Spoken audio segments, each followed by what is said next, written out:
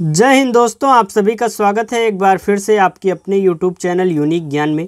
आज हम जानेंगे एमए कोर्स के विषय में। बहुत सारे कमेंट्स आपके आ रहे थे कि एमए के विषय में हमें बता दीजिए। आपके बहुत से प्रश्न हमें देखने को मिले कमेंट्स में भी, आपको टेलीग्राम चैनल में भी आपने कुछ प्रश्न पूछे थे। सभी प्रश्नों का जवाब इस वीडियो में दिया जाएगा कि एमए कोर्स आखिर होता क्या है, कितने समय का होता है, कितने वर्ष का यह कोर्स होता है, कितने सेमेस्टर होंगे अगर हम सेमेस्टर वाइज करते हैं, ईयरली कितने होंगे, या फीस कितनी होगी, या इसके फ़ायदे क्या होंगे, या हमें किस सब्जेक्ट से किस विषय से एमए कोर्स करना चाहिए। इन सभी चीज़ों के विषय में हम बात करेंगे इस वीडियो में। अगर आप चैनल पर नए हैं तो चैनल को सब्सक्राइब कर लीजिए, साथ ही साथ अपने दोस्तों के पास शेयर कीजिए जिससे वह भी जान सकें एमए कोर्स के बारे में अगर उन्हें नहीं पता हो।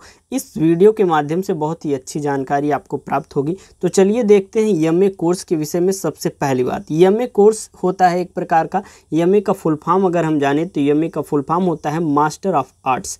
यह एक जो है पोस्ट ग्रेजुएशन डिग्री आपकी होती है। जैसे कि आपने बीए किया या बीएससी किया या बीकॉम किया, ये सभी आपकी ग्रेजुएशन डिग्री हैं जिसे हम स्नातक डिग्री कहते हैं। लेकिन जो एमए है यह एक पोस्ट ग्रेजुएशन की डिग्री हमारी होती है, परास्नातक इसे कहते हैं। एमए हम बीए के बाद या कोई भी ग्रेजुएशन किए हों हम, जैसे कि बीएससी किए हों, तब भी हम एमए कर सकते हैं। एक प्रकार से आपको जिस सब्जेक्ट से आप करेंगे उसमें आपको मास्टर्स की एक प्रकार से डिग्री मिल जाएगी। एमए इसे ही कहते हैं। अर्थात एमए एक प्रकार का कोर्स है जो कि एक परास्नातक डिग्री हमें देता है। यह कुल मिलाकर 2 वर्षों का होता है। अगर हम सेमेस्टर वाइज देखें तो यह 4 सेमेस्टर होते हैं, अर्थात 6-6 महीने के हमारे एक सेमेस्टर होते हैं। अगर हम सेमेस्टर वाइज करते हैं, कुछ कॉलेजेस में जो है सेमेस्टर वाइज होता है एमए, और कुछ कॉलेज में ईयरली होता है। तो हमारा 2 साल का होता है, 4 सेमेस्टर होते हैं और 6-6 महीने के एक आपके सेमेस्टर होते हैं। हर 6 महीने पे आपके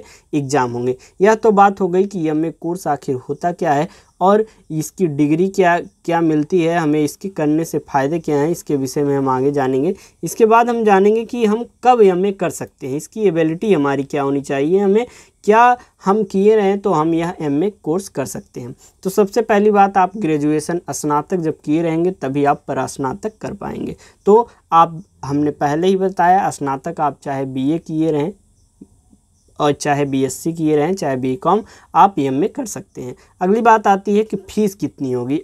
2 प्रकार की आपको फ़ीस बताएंगे। जैसे कि अगर आप गवर्नमेंट कॉलेजेस से करते हैं तो लगभग आपकी फ़ीस जो है कम लगती है। आप अच्छे कॉलेज, अच्छे यूनिवर्सिटी, प्राइवेट कॉलेज से करते हैं तो आपकी फ़ीस जो है लगभग ज़्यादा लगेगी। आप गवर्नमेंट कॉलेज से करते हैं तो आपके लगभग 5 से 8 हज़ार के बीच में आपकी फ़ीस लग जाएगी। अगर आप यही प्राइवेट कॉलेज से करते हैं, आप अच्छी यूनिवर्सिटी से करते हैं तो आपका लग सकता है 24 से 25 हज़ार, या फिर नॉर्मली आपका 14 से 15 हज़ार लग सकता है।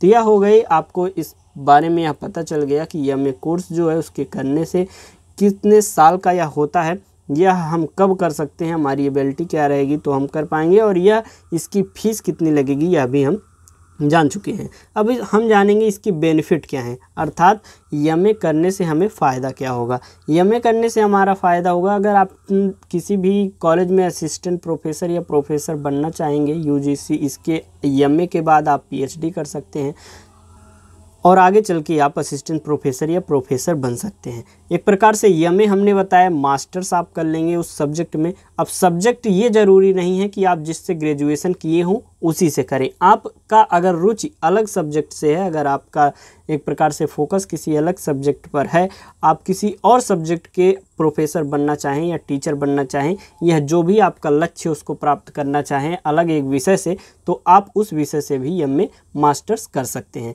तो यह हो गई बात सब्जेक्ट्स की। सब्जेक्ट्स में बहुत से बच्चों के बहुत सारे कन्फ्यूज़न हैं, इसके लिए एक और वीडियो बनाया जाएगा और इस वीडियो में आप कमेंट करके बताइए कि आप कौन कौन से सब्जेक्ट से आपके ऑप्शन में है। जैसे कि कुछ बच्चों के दिमाग में एक सब्जेक्ट किसी की भी दिमाग में नहीं है। आपके हमने कमेंट्स देखे हैं, आपने 2-2 सब्जेक्ट बताए हुए हैं। जैसे कि आपने पूछा कि मैंने जियोग्राफी और इकोनॉमिक्स लिया था तो किस सब्जेक्ट से करूं। तो इस प्रकार आपका जो कॉम्बिनेशन है वो बताइए, कमेंट करिए। उसके बाद एक जो वीडियो आएगी उसमें आपको बताया जाएगा कि सबसे अच्छे सब्जेक्ट्स कौन होते हैं एमए करने के लिए, जिससे हमें फ़ायदा मिल सके। ये हो गई सब्जेक्ट्स की बात। और कुछ बच्चों का यह प्रश्न है कि अभी हम एडमिशन कराएं, कब कराएं, कैसे कराएं।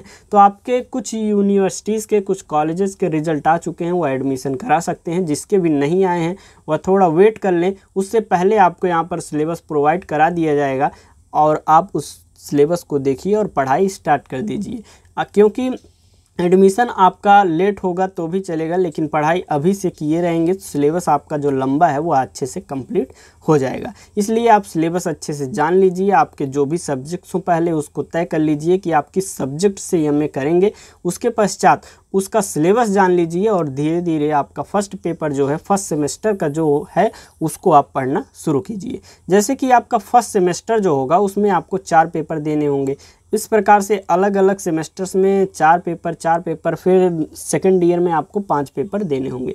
इसलिए अच्छे से आप तैयारी कीजिए। सिलेबस आपका बहुत ही लंबा होगा। आप सब्जेक्ट चूज कीजिए किस सब्जेक्ट से करेंगे, उसके पश्चात आप उसका सिलेबस जान के पढ़ाई स्टार्ट कर दीजिए।